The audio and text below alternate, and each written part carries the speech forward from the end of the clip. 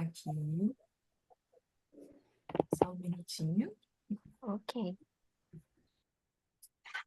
Então, a gente inicia a nossa reunião, né, do mês de agosto, do nosso grupo de pesquisa, Atenção à Saúde Urológica no Ciclo de Vida. E hoje, particularmente, essa reunião está sendo, né, liderada pela professora doutora Laís Funicelli. E aí eu vou passar a palavra agora para a professora Laís conduzir esse nosso tempo de discussão hoje. Obrigada, professora Gisele, a todos que estão aqui. É muito bom esse momento que a gente tem de estar discutindo, né, temas aí tão relevantes para a pesquisa. E para iniciar, né, como eu tinha comentado um pouquinho antes de começar aqui com vocês, eu convidei a mestranda Júlia Lovisuto para estar comigo nesse momento aqui com vocês, que ela traz uma experiência muito rica que ela vivenciou do ano passado para cá. E como ela tem um compromisso, então nós vamos fazer um pouquinho invertido. A gente vai começar com ela e depois aí eu trago, né, o passo a passo do tema. Hoje a gente vai falar especificamente sobre revisão de literatura, as estratégias de busca e seleção. Eu vou abrir primeiramente para a experiência da Júlia, com um software específico que ela, né, vai proporcionar aqui para a gente. Eu vou parar de falar e passar para ela. Júlia, por gentileza, fique à vontade. Muito obrigada de você estar aqui com a gente.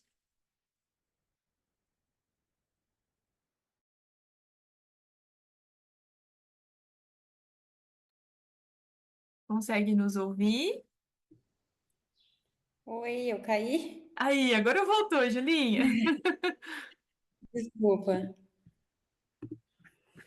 Professora, eu não estou conseguindo compartilhar. Tá falando que Ah, você. sim, é verdade. Eu vou permitir aqui, Júlia. Esqueci. Prontinho, Julinha. Certo.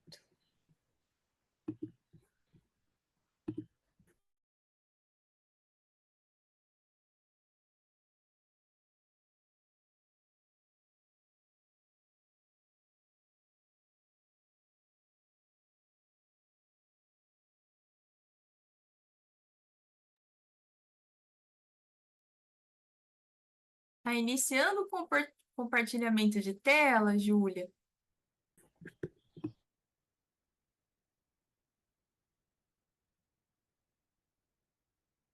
Não sei se é um pouquinho instabilidade da Eu acho que pode internet. ser a instabilidade da internet dela, que tem hora que ela dá uma, né, congelada. E aí, a hora que compartilha a tela, pode ser que fique um pouco pesado, né? Mas eu acho que já já É, ela deve conseguir. Pessoal, não sei o que está acontecendo. É, Não sei sem o que problema, aconteceu. Julia. Agora conseguimos te ver e ouvir é. bem. Vamos Tenta tentar mais mais uma uma vez. vez. Vou tentar. Isso. Tranquilidade que dá certo. Aí, Foi? aí você. Isso. Pronto. Certo. Vocês conseguem ver? Sim, sim. Então, boa tarde.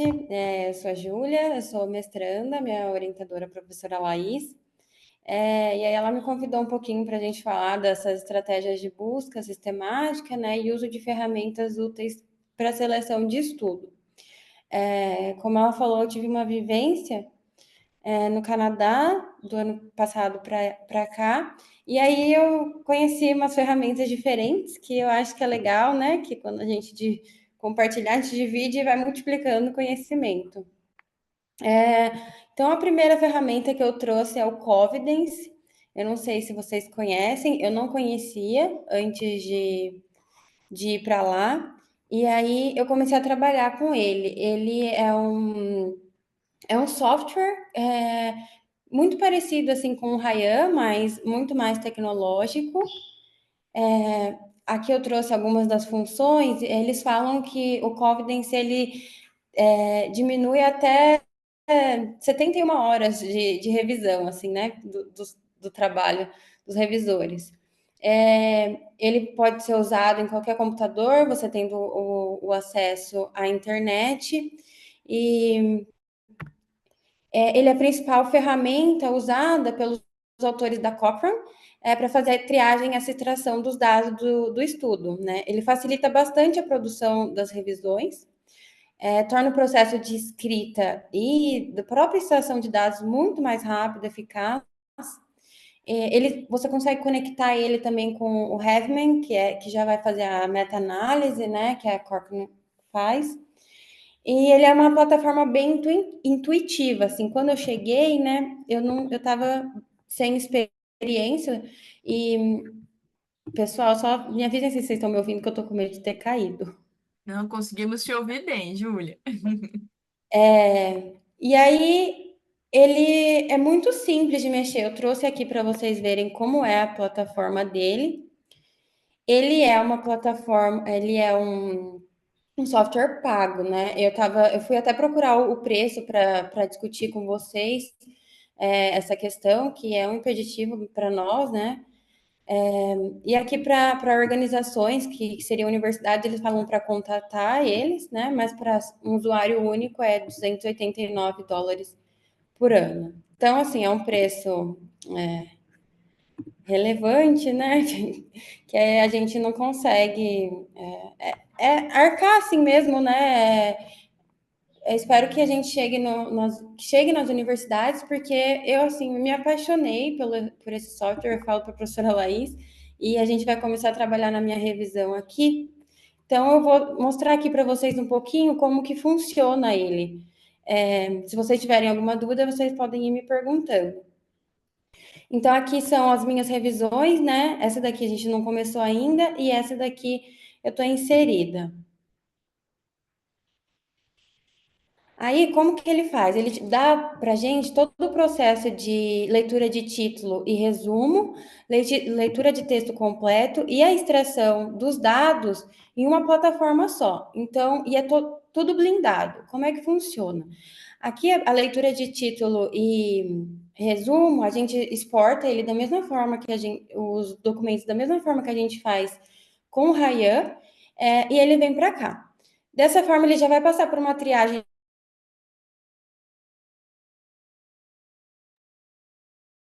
Júlia, acredito que congelou, né? Um pouquinho. A gente aguarda aqui um pouquinho. Vamos aguardar, né?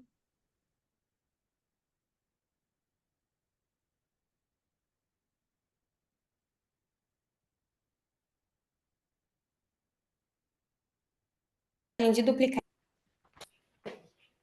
Oi, você Tá voltou, melhor? Julinha? Tá assim. Onde é que eu parei? Você estava começando a apresentar a questão dos estudos, dos duplicados, se você puder resgatar um pouquinho. Uhum. Vocês conseguem ver a página ainda?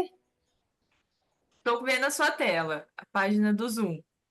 Do Zoom. Tá. Aqui vocês estão vendo? Isso, ótimo. Então, aqui, voltando um pouquinho, ele faz toda. A gente exporta todos os.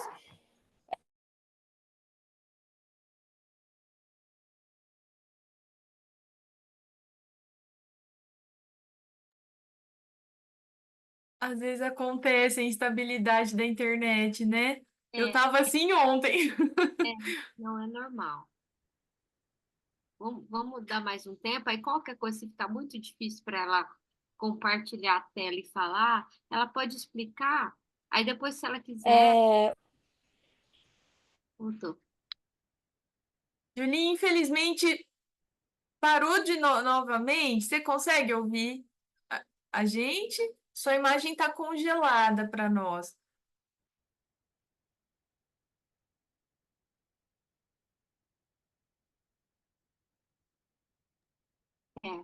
Tá com bastante instabilidade. Caramba! Não, Talvez. não tem problema. A professora Zélia até fez uma sugestão, né, Gi? De você apresentar de uma forma geral, parar o compartilhamento e passar para nós, né, o que são as funcionalidades do programa. Isso. Tá. Se quiser tentar mais uma vez, mas assim, se não dá, não tem problema, porque toda vez que a hora que você vai falar e compartilha a tela, aí você congela. Estranho. Eu vou tentar colocar na internet do meu celular. Eu tô Só um vendo que minuto. você tá com duas logadas aí dentro. Não, É, eu não sei se agora vai funcionar bem. Agora tá ótimo pra gente, ó. Sim, Estranho. mas acontece, Julinha. É, talvez do local. Ontem eu tava assim.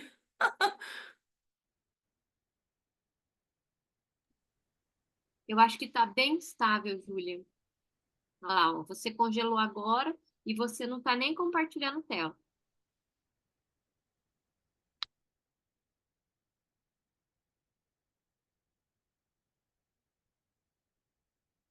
Consegue nos ouvir, Júlia? Tem as facilidades e as desvantagens, né, do mundo virtual. Às vezes, quando fica instável. É. Na pior das hipóteses, eu não conhecia o software que a Júlia está apresentando. Eu acho que na pior das hipóteses, ela poderia gravar um pequeno videozinho dela mesmo na tela do computador dela, uma chamada do Zoom. Uhum. Ela entra sozinha, compartilha. Ah, e voltou. A gente realmente está vendo que está com estabilidade, viu, Júlia? Talvez, por causa do seu outro compromisso, você poderia fazer uma explicação geral para a gente. Aí, depois, se você achar que você consegue, a gente podia até pedir para você gravar um vídeo de uns 10 minutinhos ou 5, só para você mostrar toda a funcionalidade, e aí a gente compartilha depois. Eu acho melhor, eu queria tanto mostrar, fiz. Eu acho muito bom, né? Mas vamos fazer assim. Acontece. Isso. Aí depois eu encaminho para o grupo, Julinha, sem Tá bom. problemas. Eu vou falar um pouquinho por cima, então, como Uhum. é que foi a experiência. Então, a gente utilizou o Confidence. Ele vai fazer. O que, que ele diferencia do Ryan? Que ele faz a blindagem também do texto completo. Quando você, como revisor, aceita, inclui ou exclui um estudo, ele já manda para o próximo revisor incluir ou excluir. Então, se a gente tem, por exemplo, 4 revisores e 2 já fizeram, ele já vai passando para o próximo. Ele basta 2 revisores, né?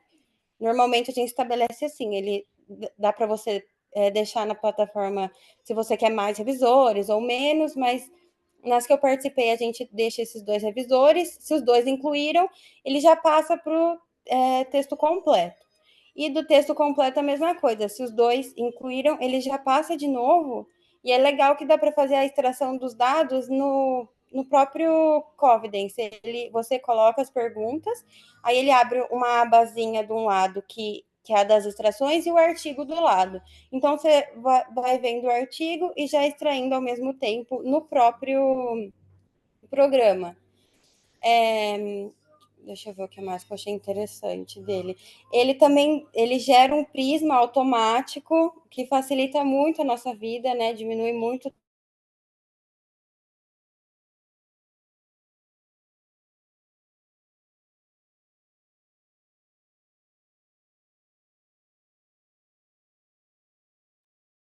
Júlia, realmente está instável. Mas olha, é muito interessante mesmo, né, Beth? Eu penso que acho que nós vamos então para a ideia. Tempo para vocês. Vocês estão. Infelizmente Ai, travou desculpa. de novo. Então eu vou fazer isso, eu vou filmar, porque eu trouxe outras ferramentas que podem auxiliar, igual do bibliotecário que a gente está em contato, que de algumas outras ferramentas também com inteligência artificial que podem ajudar na revisão. Uhum, E aí eu gravo e eu mando. Desculpa, pessoal, eu não sei o que está acontecendo. Eu não uhum. tenho tempo nem de deslogar a internet, porque eu vou precisar ir. Não tem Mas Tá. problema. Muito interessante, eu acho que vale muito a pena se você puder gravar, né? E já agradeço sua disponibilidade por compartilhar com a gente, porque realmente é novidade, não conhecia essa ferramenta, eu acho que é um tópico bem interessante e se você puder gravar, a gente vai assistir sim. Claro, eu vou fazer assim. Aí eu deixo, mando para a professora e ela encaminha para vocês, porque tem algumas coisas bem legais, assim, que a gente não conhece e acaba não usando, que podem facilitar muito no processo de escrita, principalmente discussão de artigos, quando a gente quer achar um artigo similar.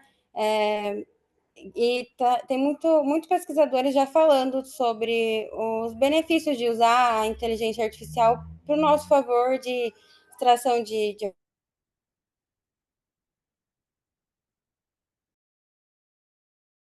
É uma pena. artigos. Então eu vou fazer isso. Eu vou indo e vou. Isso. Aí, Júlia, se você permitir, a gente tem já um canal do YouTube do nosso grupo de pesquisa. Aí, se você puder gravar e permitir a gente disponibilizar também o upload lá dentro, aí qualquer pessoa que quiser ter acesso, claro que é mais quem está linkado com o nosso grupo, né? Nós. Mas, assim, acho que é como você já se colocou, é para disseminar, né? Claro, Então, se você puder fazer isso, a gente agradece. claro, eu vou fazer sim. Aí, obrigado, pessoal. Desculpa mesmo. Imagina, nós que agradecemos, bom evento, tá? E depois aí a gente combina direitinho o vídeo. Obrigadão, Julinha. Tchau. Tchau, Tchau, tchau. tchau. É muito interessante essa vivência que a Júlia traz, e é isso que é a proposta hoje, né? Da gente estar discutindo essas ferramentas que nós temos na literatura. Então, agora eu vou compartilhar a tela com vocês para a gente estar continuando o assunto a respeito hoje, em especial, dessa parte da busca e da seleção dos dados, da revisão de literatura, né? Então, nisso que a Júlia estava explicando, o software que vai fazer esse processo de receber esses estudos, fazer o processo de busca e seleção. Então, nós vamos aqui hoje conversar um pouquinho sobre isso. Quando fala de revisão de literatura, eu só vou fazer uma breve contextualização, né? Porque a gente tem aqui a pessoal que já está na pós-graduação, estamos contando também com a Victoria, que está aqui com a gente hoje, está na iniciação científica, e às vezes quem vai estar assistindo, né? O porquê que a gente faz revisão de literatura? Por que que essa ferramenta que a gente está falando, olha que interessante, que bacana que é? Eu gosto muito dessa definição de prática baseada em evidência, que está ligado a esse processo, né, das ferramentas da revisão de literatura, que fala que ela é realmente uma chave que oferece os cuidados de saúde com a melhor qualidade que se tem para garantir os melhores resultados para o paciente, falando, né, em relação a nós da área da saúde. E isso já não é de agora. Então, nós temos aí as atualizações, como a Júlia vai passar para nós, da própria inteligência artificial, mas desde décadas anteriores, aí eu peguei da década de 80, mas a gente tem estudos já desde esta época, em diferentes regiões do mundo, em diferentes países, falando a respeito dessa prática baseada em evidências. O que começou A algo. Laís também agora congelou um pouquinho. Você congelou um pouquinho, Laís. É mesmo? Oh, meu Deus! As internet hoje tá que tá. São Carlos, São Carlos. Oh, meu Deus! Será que agora eu voltei? Consegue Voltou, ouvir? voltou. Ótimo. Tá E- ótimo. Se você puder e- voltar um pouquinho de novo, aí infelizmente você deve ter falado, mas a gente não ouviu. Imagina, sem problema. Obrigada, Gi. Podem sinalizando, por gentileza. Então, o que eu estava colocando, essa breve contextualização, para a gente entender essa parte histórica também, que estamos agora falando de inteligência artificial, mas décadas anteriores, aí eu comecei com a década de 80, mas temos estudos aí que começou em regiões diferentes do mundo, até chegar num movimento que se tornou internacional, e desse movimento temos aí colaborações e já instituições que trabalham voltados à prática baseada em evidência. E isso se tornou tão forte dentro dos próprios ciências, da ciência da saúde, hoje a gente tem também a própria enfermagem baseada em evidências, né? Cada uma das expertises trabalhando voltado a essa questão de melhores estudos que há na literatura. Da prática para as expertise, pensando na enfermagem, nós temos aí métodos de seleção para a gente chegar nessas evidências e que essas evidências se tornem chave para um melhor cuidado em saúde. Pensando nisso, então, temos aí um processo, um rigor a seguir, e dentro desse rigor metodológico da própria revisão de literatura, a gente vai discutir 2 pontos dele hoje, que é a busca e a seleção desses estudos. Dentro dos vários métodos que temos de revisões, desde uma revisão narrativa até uma revisão, como a Júlia citou, a revisão sistemática, uma meta-análise, né, uma meta-agregação desses estudos, de tipos de estudo. Então, nós vamos aí trazer que dessas evidências, esse compilado, nada mais é do que a gente auxiliar essa tomada de decisão profissional dentro do contexto de saúde, para resultados de qualidade ao paciente. Então, como que a gente começa a buscar esse tema? Né? Então, dentro dessa contextualização, a importância que a gente tem dessa prática com a evidência científica pautando, trazendo esse resultado, como que a gente começa essa busca? Então, nós temos aí locais de busca que traz para os pesquisadores, já nessa etapa da revisão, do tipo de revisão estabelecido, para os revisores, locais para que a gente comece a buscar o que tem daquele tópico que você quer estudar na literatura. Então, uma delas já são esses próprios institutos que eu falei, eles já têm aí centros já que reúnem as revisões de literatura, as pesquisas que são efetuadas. Então, um deles é a própria Próspero, que é esse centro internacional, que ela é voltada para revisões sistemáticas, mas hoje já vem aí trabalhando com esses tipos de revisões, que a gente já fala da literatura. Como a própria Júlia citou, né, o Centro Cochrane, que hoje já temos aí a própria biblioteca deles, que abrange também o método de revisão, mas também tipos de revisão da literatura, é um outro local também de busca geral que a gente começa a tentar ver o que tem do nosso tema de pesquisa. Também trabalhamos com o JBI, o JBI, que é também um instituto, hoje também forte, da década de 90 para cá, que vem trabalhando com os métodos de revisão, sendo um deles que ele também trabalha a própria revisão de escopo, que aqui a gente tem protocolos que já são publicados e relatórios de revisão que estão dentro dele. E a National, né, a própria, que é quando a gente chama aí a PubMed, né, às vezes os professores falam, vê lá na PubMed, mas o que é essa PubMed, né, que todo mundo aí cita, também é um local de busca que relatórios de revisão de literatura também já vem abrangendo como um início para a gente começar daquele tópico a fazer as buscas na própria literatura. Então, essa busca sistemática, ela começa com esse delineador. Locais que já vêm abrangendo relatórios, já vêm abrangendo protocolos. E como que eu começo e eu acho as minhas palavras-chave dessa revisão? As palavras, elas estão dentro também da abordagem de pesquisa que nós vamos estar realizando. Uma pesquisa que ela vai na sua abordagem mais quantitativa, enquanto intervenção, ou na sua abordagem mais qualitativa, enquanto o subjetivo daquela população, e eu vou buscar um fenômeno de interesse dentro de uma determinada população, dentro de resultados esperados e o contexto que ela está. Gente, só estou recapitulando aqui para a gente entrar no próprio tema em si da busca. E como eu falei, da própria revisão de escopo já é anterior a essa revisão de intervenção, o fenômeno de interesse, a gente tem já um conceito, um contexto que vou buscar na literatura científica.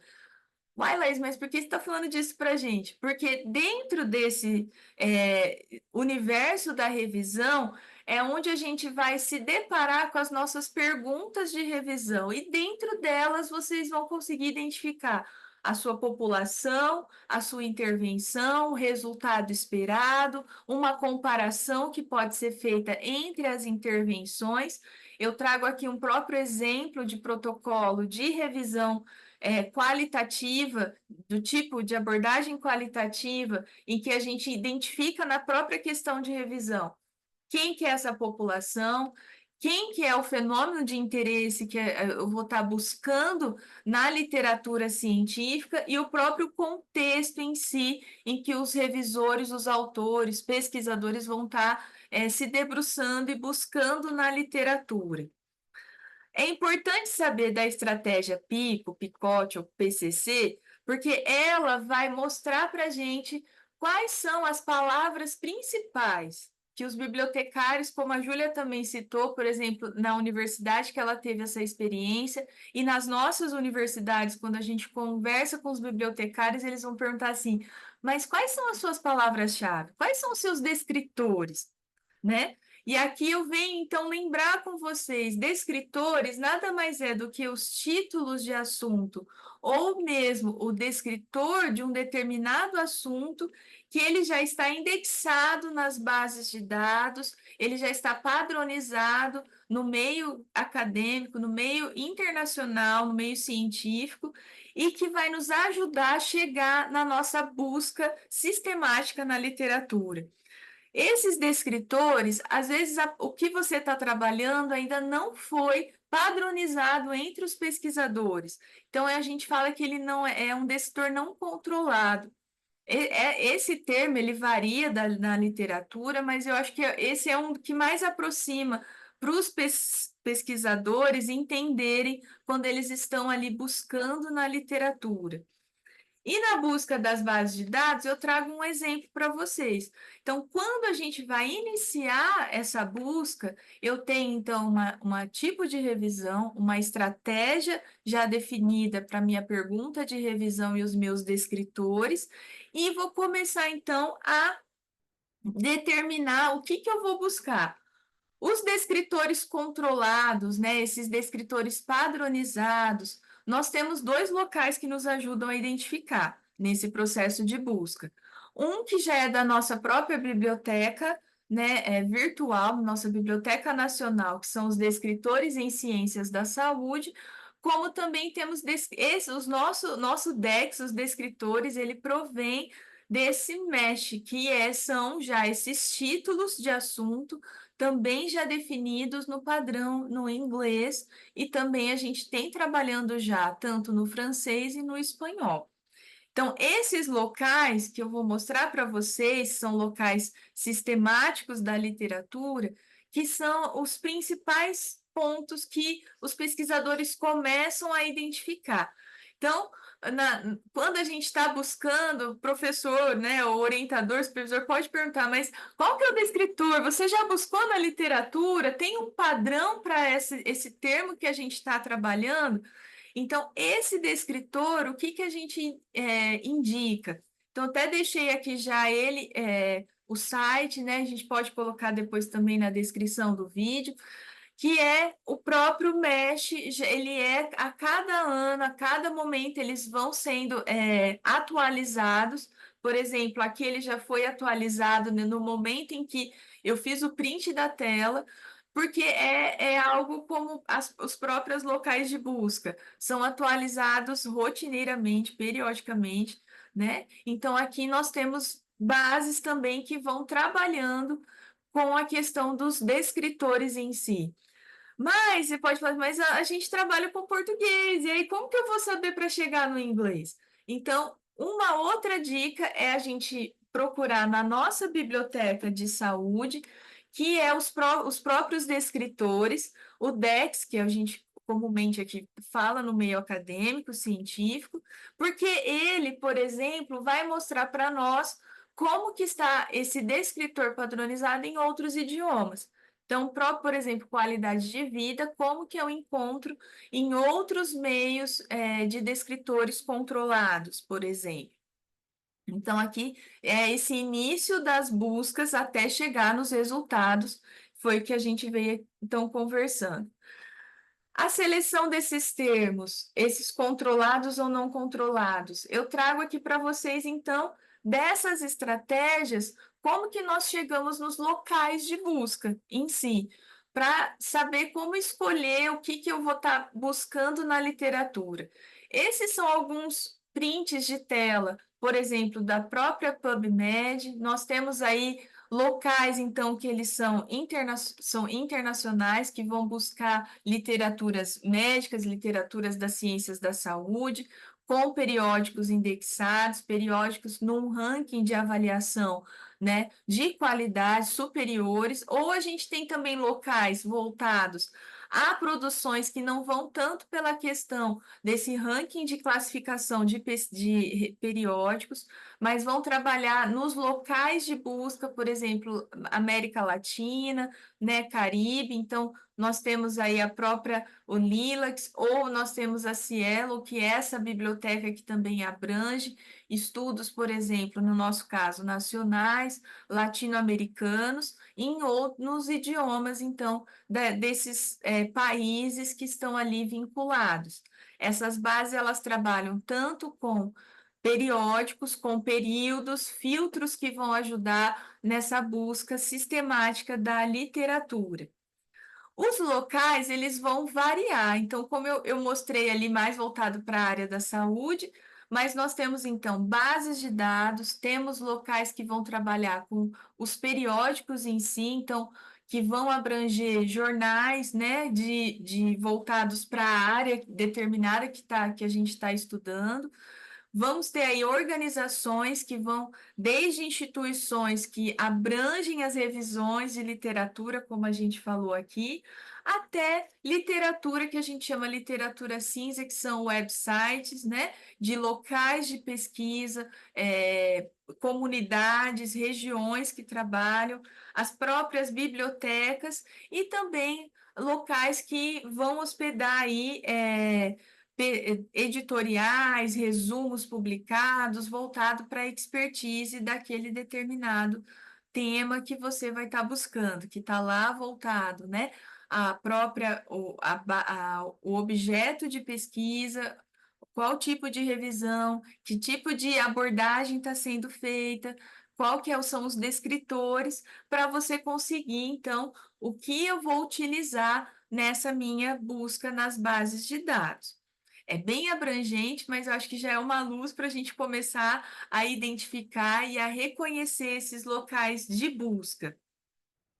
Aqui eu trago um exemplo, né? Por exemplo, um estudo de revisão integrativa, em que os autores eles deixam, né, descritivo, então, os locais de busca, de fontes de dados eletrônicas. Então, quais foram eles? Então, desde buscas voltadas, por exemplo, Medline, que está hospedado na PubMed, a própria literatura latino-americana, voltado também ao índice, como eu falei, pode ser instituições bibliográfico espanhol, voltados para a expertise, por exemplo, a base da enfermagem, e também aí bibliotecas científicas. Então, vocês veem que os locais de busca vão conversar lá com o objeto daquela revisão, a pergunta de revisão e que tipo de estudos que a gente vai estar buscando na própria literatura. Tendo isso definido, então aí a gente vai agora para como a gente realizar. Aqui é um outro exemplo também de uma dissertação que trabalhou, né, nos locais de busca, e esse quadro eu achei ele bem didático, que dá para trazer e a gente entender. Então, por exemplo, dentro dessas locais de busca, bases de dados, nós temos aí especificidades dessas bases. Então, elas vão trabalhar com os descritores controlados, como também descritores não controlados, ou hoje já o DEX chama de termos alternativos, esses sinônimos. E dentro deles, nós vamos ter aí termos booleanos que vão nos ajudar a fazer essa busca sistemática dentro das bases de dados. Claro que cada uma desses locais, nós temos aí os profissionais, como os bibliotecários, que nos ajudam a entender como que esses locais funcionam. Eles já têm até com o avanço, né, da internet e a área digital, tutoriais dentro das próprias bases de dados. Mas aqui é mais algo didático para a gente entender como que os descritores, por exemplo, de uma estratégia pico, eles vão se conversar. As estratégias de busca, então, entre eles, nós vamos utilizar os termos booleanos, and, or ou not. Então, se eu quero fazer esse filtro da literatura entre os meus descritores para aquela determinada pergunta, como eu mostrei para vocês, eu preciso, então, agora selecionar o que eu vou buscar. Então, entre os descritores e termos não controlados de população e intervenção, eu utilizo, então, por exemplo, AND. E entre eles, intervenção, comparadores e outcomes, que seria os resultados esperados, mas que no português não ficou tão bom com R, então a gente mantém os outcomes. Então, aqui nós vamos utilizar estes termos e outra estratégia que as próprias bases também trabalham entre esses descritores, por exemplo, os autores aqui eles deixam claro, né, como que foi feita essa busca e como que a gente chama o streaming, né? Então, essa própria estratégia de busca, como ela foi feita. Então, entre eles eu uso o AND e os termos relacionados, os termos alternativos, os termos não controlados dentro daquele descritor, eu posso trazer, por exemplo, o OR. Então, se há entre eles, essa geralmente é a chave de busca que nós utilizamos nas bases, nos locais de dados. Então, os autores, né, revisores, sempre vão estar indicando o que eles utilizaram. E isso é um rigor que é utilizado nos métodos de revisão de literatura para que a gente obtenha daí resultados, né, e filtros desta revisão para que possa aí sustentar o que a gente estava falando no começo da prática baseada em evidência científica. E no caso de uma revisão de escopo, também eu vou utilizar estes termos booleanos.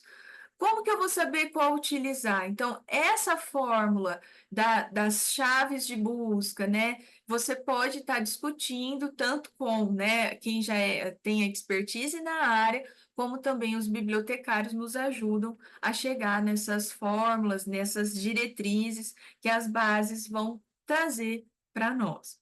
Eu sei que o nosso tempo ele é curtinho, o assunto ele é um pouco mais extenso, mas para nos ajudar agora a entender se eu fiz a busca, agora, como já me perguntaram uma vez quando a gente estava fazendo a revisão, mas onde eu vou esses estudos agora? Que o N desses estudos, eles chegam para nós, são, por exemplo, 4, 5, né, 6 bases de dados que a gente utiliza dependendo do método adotado. Então, que ferramentas nós temos aí disponíveis? Como eu convidei a Júlia para estar apresentando uma que a universidade que ela estava adota, né, e tem esse centro aí de pesquisas para estar realizando, mas às vezes, como ela falou, né, muito claramente não é uma realidade para todos nós, mas isso não vai nos impedir de estar realizando e seguindo o rigor, né, do método das revisões de literatura. Então, chegando nessa etapa, os bibliotecários geralmente trazem para nós, são os gerenciadores de referência. Esses gerenciadores, alguns deles, com o passar do tempo, já vêm trabalhando de uma forma a apoiar as revisões de literatura. Então, temos aí, né, vários deles disponíveis em versões gratuitas e pagas, como a Júlia mostrou para a gente, né? O Covidence é um deles. Temos aí instituições como o próprio JBI, que tem um software próprio da instituição para que quem é centro afiliado ou está fazendo pesquisa consegue também adquirir para estar trabalhando. Mas temos outros, e aí, por exemplo, esse que é o que geralmente o método que a gente trabalha, mas ele tem um software específico que é o que a Júlia comentou, vai desde a seleção até o Prisma, até a extração de dados é realizada por ele. Mas, por exemplo, quando nós não temos, né, este software disponível, ou como que a gente pode trabalhar? Então, no grupo de pesquisa, até a Victoria está aqui com a gente, né, enquanto graduanda, e também iniciação científica, ela trabalhou com a gente nas bases, por exemplo, como o software do Ryan.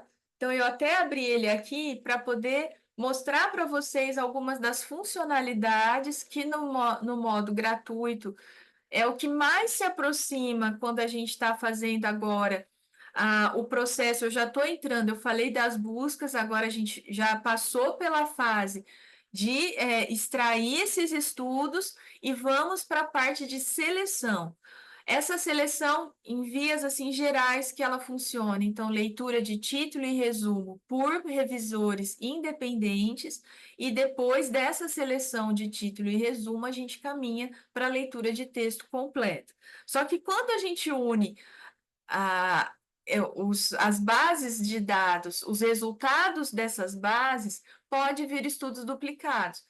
Então, por exemplo, o Ryan ele já ajuda a gente a eliminar os estudos duplicados. Deixa eu só abrir aqui para vocês. Por exemplo, né, como que fica para quem está coordenando a revisão de literatura. Opa, minha internet está um pouquinho, realmente está um pouco lenta aqui. Mas eu vou mostrar, essa é a carinha atualizada do Ryan, né? Nosso português aqui. Então, o que ele mostra, ele tinha uma versão anterior, eu não sei porque pelo... Ah, tá aqui, isso mesmo. Então, você consegue trabalhar com ele, esse início das extrações de dados. Então, com o título da revisão, que tipo de revisão é, a descrição. Então, por exemplo, a questão norteadora e os critérios de inclusão e exclusão podem ficar nessa overview, que é esse quadro geral da revisão de literatura, e incluir, então, os revisores que vão estar trabalhando nesta parte da revisão. Aqui que eu queria chegar. Então, por exemplo, ele vai importar essas referências, ele chama de referência, são os estudos que vêm das bases de dados. Nesse processo, ele já identifica os estudos que são duplicados e vai apresentar para os revisores o quanto que próximo que eles estão. Por exemplo, olha, esse estudo ele é duplicado 100%. Ele conseguiu ver o título, o resumo, os autores, a revista que está publicado. E às vezes ele vai falar, olha, está 96%, que às vezes ele está num idioma e outro idioma na mesma revista. Então, esse processo de estudos duplicados, a gente consegue fazer também a extração dele e resolver esses estudos. Então, por hora ainda é manual entrar e olhar esses estudos duplicados para que, quando resolvidos, os estudos já sem os seus duplicados vão para título e resumo para os revisores independentes começarem a leitura. Por que eu estou batendo na tecla independente? Porque tem uma diferença entre o Ryan e, por exemplo, o Mendeley. Aqui, nós conseguimos, quando você é o coordenador, né, responsável por esta revisão, blindar, né, então, que os revisores...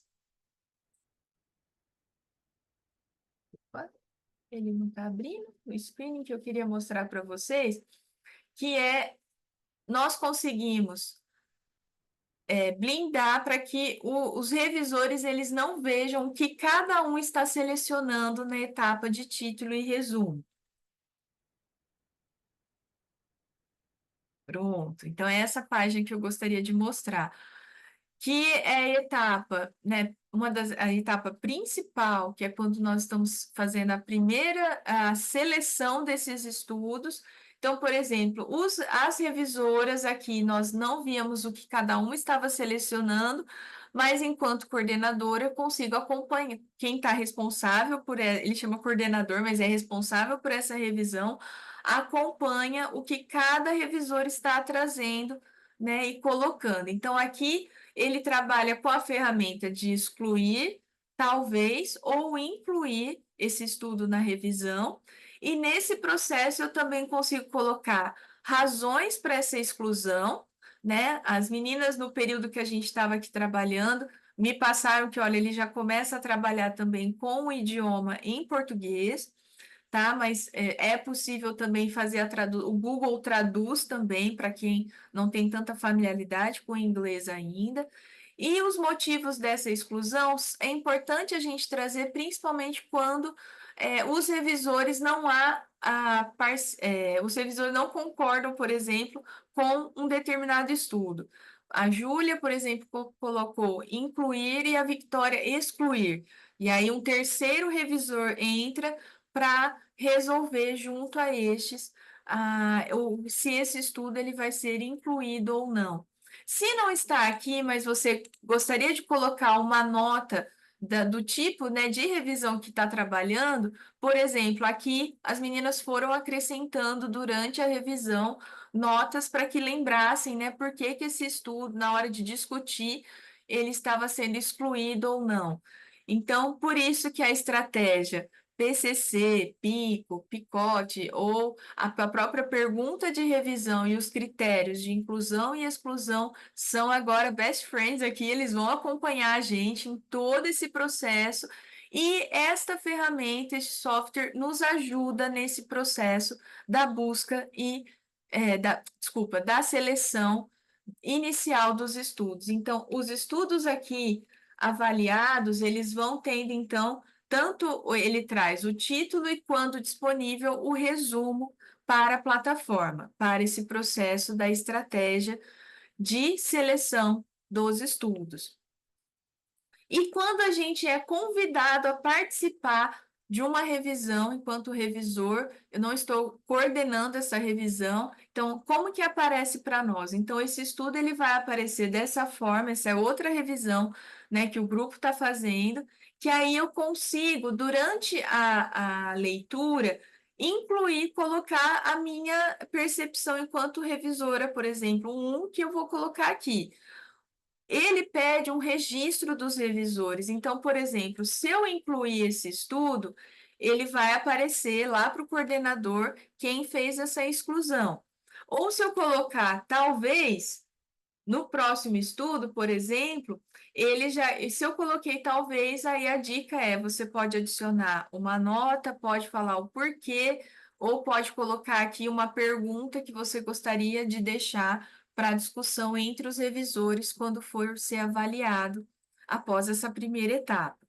Então, é uma ferramenta que ajuda bastante a gente. Então, ela tem na página inicial, né, as revisões que você vem participando, né? Quando a gente está aqui fazendo esse movimento das revisões, ele também, no processo que as revisões elas vão sendo finalizadas, ele também fica arquivado aqui, até os testes que a gente faz nas aulas, então aqui ele já consegue deixar para a gente os trabalhos efetuados. A versão gratuita, então, dessa ferramenta, que também nos ajuda nesse processo. Além disso, do Ryan, tem outra ferramenta que está disponível de forma gratuita, que é um gerenciador de referências, mas que também consegue trabalhar, que é o próprio Mendeley. Ele faz tanto gerenciamento de, por exemplo, assuntos que você vem trabalhando, então aqui eu consigo trazer o que está no meu computador, colocar tanto na forma da web, como também na forma na área de trabalho. A gente tem aqui, então, as referências que geralmente, né, a gente trabalha aí nos artigos, você consegue trazer essa coleção de referências, como também trabalhar com grupos. Esse grupos é onde a gente faz, então, esse processo de seleção dos estudos. A única coisa que, quando a gente está trabalhando com o Mendeley, então, aqui é a área de trabalho.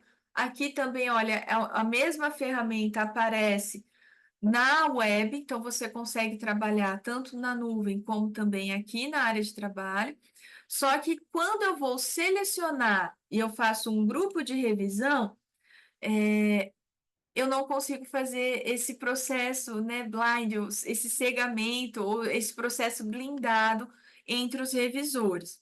Então, uma das questões que o Mendeley, no processo de revisão, ele não é tão indicado é nessa forma de blindagem. Mas quem tem familiaridade e trabalha com ele há mais tempo, tem algumas bibliotecárias que indicam tanto ele como o Zotero para estar trabalhando dessa forma em grupos, quando passa esse processo de seleção e o coordenador ele consegue fazer essa seleção, né, dos estudos que cada um ali dos revisores estão fazendo. Ele também, você faz o seu cadastro, é possível fazer o cadastro pela instituição.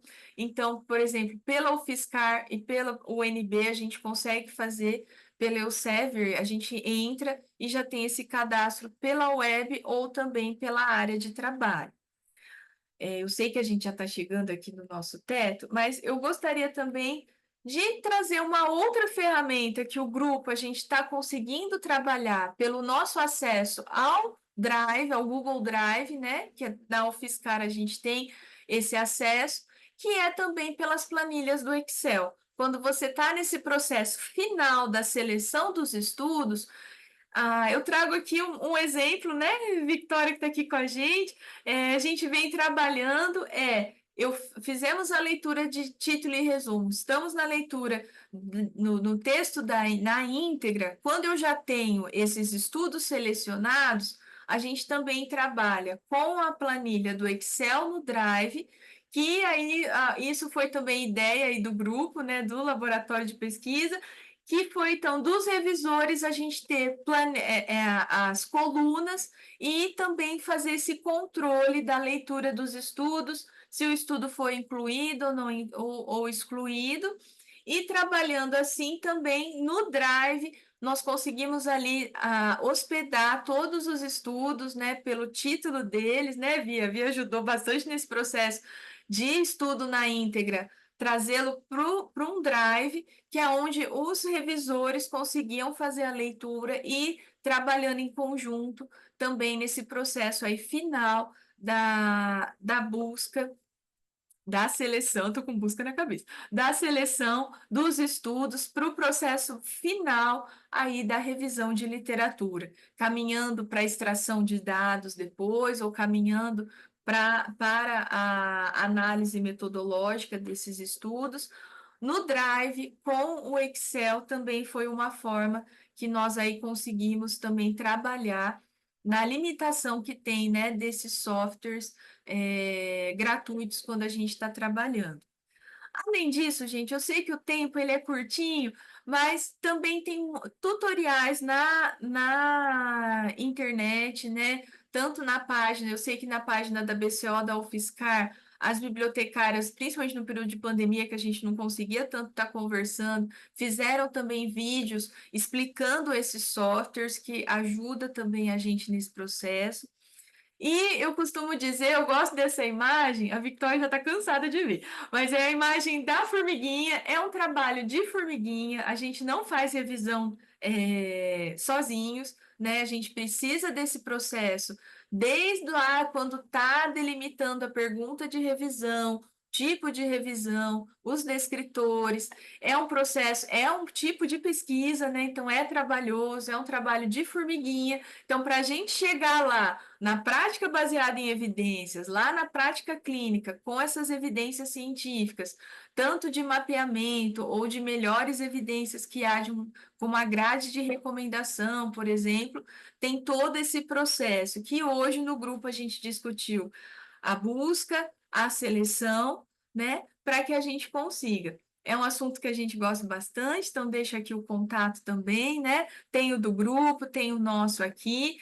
Tem referências, né, que vêm cada vez mais sendo atualizadas por estes grandes centros, mas que a gente consegue trabalhar e tá aí fazendo o melhor, né, no nosso meio, no nosso aí grupo, né, com as revisões, em especial as revisões de literatura. Gente, era mais isso. Espero, acho que a gente pode abrir agora, né, para a gente estar conversando. E obrigada aí pela oportunidade. Desculpa passar do tempo. Imagina, Laís, foi muito bom, viu? Parabenizo. Contribuição muito importante para a gente, né? Como parte aí de um grupo de pesquisa colaborativo. É muito esclarecedor sempre.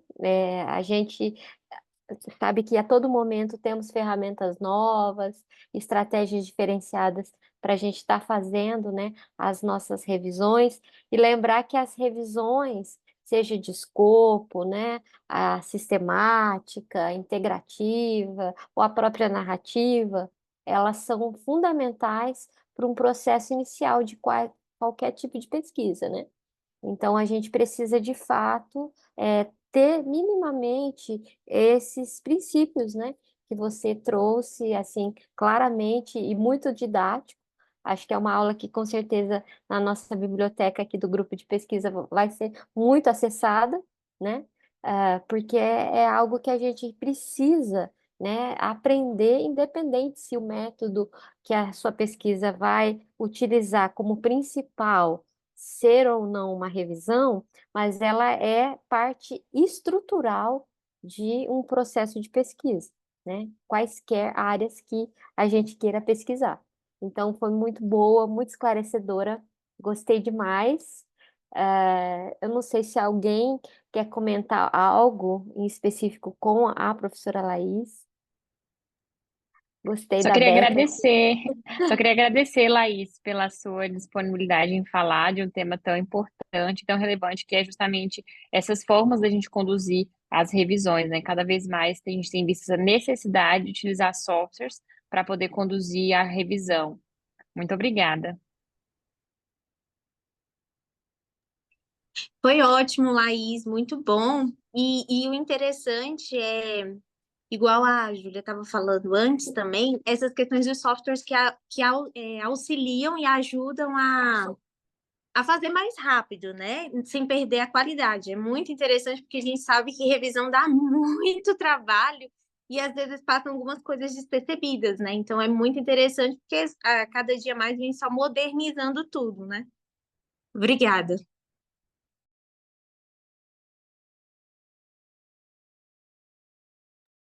Então. Não, Victória, não estamos, não. Acho que, não sei se está mudo o microfone. É, E agora? agora sim. Agora sim.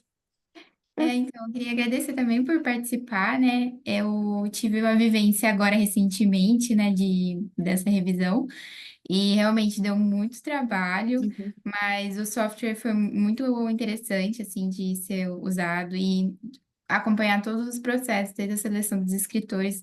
É, é muito importante, né, para a nossa carreira acadêmica. Isso vai ser usado, assim, acho que para sempre, assim, né? Quando precisar de envolver pesquisa, revisão tá caminhando junto. Muito obrigada, Laís.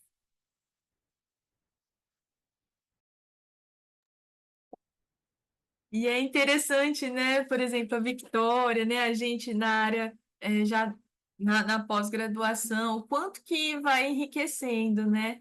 E, eu queria muito que a Júlia, que realmente aconteceu, mas vamos postar o vídeo, que com essa vivência na Brock, veio também a questão da inteligência artificial, que antes tinha muita questão assim, colocando que limitava a revisão, mas hoje já tem, até eu recebi recentemente 2 estudos falando do quanto que isso pode ajudar. E a Júlia teve essa vivência e a gente na pesquisa lá está percebendo isso, fazendo uma revisão, buscando na inteligência artificial, não que ela vá fazer todo o processo, mas essa busca inicial que eu passei nos locais de bases, já tem aí pessoal já desenvolvendo em um local apenas, que você entra, coloca o tema e ele já traz população, intervenção, o que você busca ali. Então é muito interessante, cada vez mais modernizando, né? E a gente tentar trazer aí para as nossas universidades também. Nossa, muito interessante. Eu tenho, assim, vontade de ter, né, até é que ela não está tão presente, mas talvez você pode clarificar um pouquinho para nós, Laís. Mas quando vocês falam do uso da inteligência artificial, vocês comentam do uso clássico do chat GPT, e aí colocando dentro daquela parte, né, de estruturação de busca, de pergunta que ele Uhum, tem, ou uhum. vocês falam de softwares que já incorporam a inteligência artificial dentro do software? Como é que Bem, seria isso? seria dentro do software, Gi. É um Hum, software voltado para a revisão de literatura. Eu estou hum, até tentando buscar aqui nos e-mails uhum, para abrir para vocês, né? Que era a proposta que eu pedi para a Julinha, uhum, que eu fiquei assim, eu falei, ah, mas pode? Eu também tinha isso, uhum, sabe? Que é uhum, diferente do início que se teve da inteligência artificial e é, já para essas bases que já vem trazendo, né, um uhum, meio, aqui hum, encontrei, de revisão de literatura, diferente, claro que uhum, eu sempre reforço, não é, ela não substitui o processo de busca que a gente falou aqui, uhum, mas uhum, o bibliotecário ele trouxe como assim, olha, para vocês fazerem um levantamento. uhum, Essa primeira sim, busca que eu mostrei. Então, eu vou entendi. compartilhar aqui rapidinho.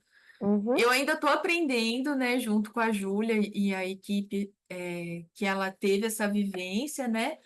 Mas, por exemplo, essa própria inteligência, você consegue começar a digitar um determinado tópico e aí ela traz para você os estudos. Então, por exemplo, foi o que a gente fez com a Júlia, que ela vem trabalhar diferente das outras inteligências artificiais, né, que a gente vê aí de uma forma não voltada à revisão, mas aqui o interessante é que ele começa a trazer os estudos científicos e conforme você vai digitando a sua pergunta, ele vai fazer esse levantamento, né? Mas a Júlia ela tem essa ah, tá, vivência para explicar como que isso aham. conversa, né, depois com o Confidence, por exemplo. Ah, tá, tá certo. Ah, entendi. Então ele já realmente, pelo que você está mostrando aqui, ele está integrando, né? É, Isso, entendi. E aí acredito que o que ajuda, principalmente como você disse, nessa busca inicial, é a gente ter a parte das lacunas, dos gaps, né? Que a isso, gente não tem, assim, talvez tão claro no início de uma pesquisa. E aí, com a isso, inteligência artificial, ajuda, né, a gente ter um pouco mais aí de dados aí isso. dentro da internet, que eles buscam, né, as Uhum, bases, para a isso gente mesmo. poder evoluir, né? Muito Uhum. interessante. Eu acho que a tendência vai ser cada vez mais a gente ser, né, capaz, assim, de otimizar, claro. Eu tenho certeza que a inteligência artificial, ela vai mudar muito a forma do que a gente tem hoje, né, Uhum. até desse próprio processo de escolha que nós temos, né? Porque conforme a gente vai incorporando, e todas essas plataformas hoje, elas intuitivamente já estão com essa inteligência artificial de maneira automática, né? Haja vista as nossas próprias feeds, que eles são cheios do que a gente mais passa tempo na tela, então ele vai te canalizando cada vez mais aquele tipo de informação, ao mesmo tempo que é um pouco bem enviesada, né? Cheio de bias aí, só que ao mesmo tempo, se a gente tem essa consciência de saber extrapolar esse universo e buscar, né, em fontes assim que pode otimizar o nosso trabalho, isso é uma coisa muito boa, né? Com certeza. É sim, Gi. Então, eu acho que é isso. Muito bom, Laís. Compartilhar aqui com vocês. Ultimamente, dentro, né, das pesquisas do nosso grupo, a gente usa muito o Ryan pela questão dele ser gratuito, principalmente, e permitir, né, esse movimento aí de fazer a revisão, né, no mínimo aí uma equipe de três, porque não tem como pensar numa revisão se não tivermos essa equipe mínima, né, de revisores. E aí, acho que o ponto alto que você trouxe também na sua fala foi a possibilidade da gente retirar as duplicatas, né, e separar os estudos por bases, né, isso já ajuda na confecção do fluxograma, mas como a Júlia trouxe do COE Evidence, a possibilidade de já o próprio software trazer o fluxograma é muito bom, porque aquela matemática que a gente faz manualmente ficaria muito mais facilitada, né? Fazendo dessa maneira aí. com esse software aí que tem essa funcionalidade, né? Ah, e o EndNote eu também tenho uma experiência prévia também das minhas, né, vivências lá de intercâmbio no Canadá e que elas usam dentro da própria das várias universidades, né? Eles é coisa que não é muito comum aqui no Brasil. Eles compram, né, licenças para a universidade. Então todo mundo que tem um login da universidade em quaisquer categorias, estudante, funcionário, professor e etc., você consegue ter acesso ao software, né, na versão com a funcionalidade completa, né? E o bom do EndNote, quando tem a funcionalidade, né, não apenas a parte lá gratuita que ele permite online, você baixa o software, ele te dá a possibilidade de você também usar o Citation Manager, que é você incorporar dentro do Word ou do seu editor de texto, e aí você poder mudar as citações de acordo até com a própria norma da revista, né? Já escreve o artigo, já tanto a citação dentro do texto, como dentro lá, depois no final, as referências, segundo as normas do jornal que você vai submeter, né? É, esse foi muito bom. Eu tive a experiência de publicar um artigo com o pessoal de Toronto, na época que eu fiquei no Sick Kids, a gente escreveu o artigo no EndNote. E aí a gente pôs até o Journal of Pediatric Urology lá, e aí ele mesmo fez de maneira automática as citações, né, corrigindo com as referências. Então, também quando tem acesso, né, a usar o software aí na versão inteira. É interessante que começou com o gerenciador de referências, né? E eles Isso, foram se tornando, né, com o passar aí dos estudos, tudo mais, transformando também com o software de revisão, né? verdade, é verdade.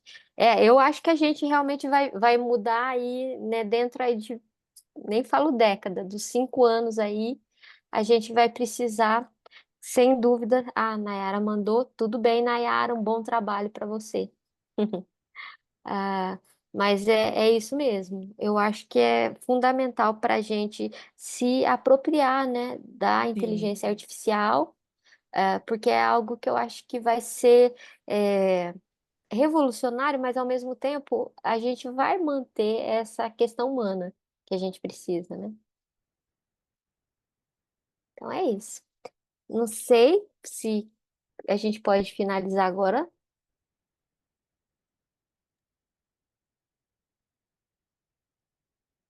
Alguém quer comentar?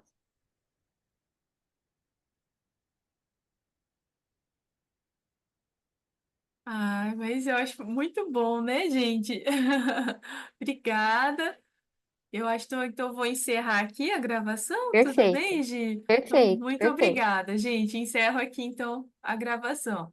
Até a Tá próxima. Vamos ótimo. ter outras reuniões, né, Gi? Vamos deixar gravado aqui para Isso, vocês ficarem exatamente. atentos às próximas. Aham, verdade. Então Foi tá bom. ótimo, gente. Obrigada.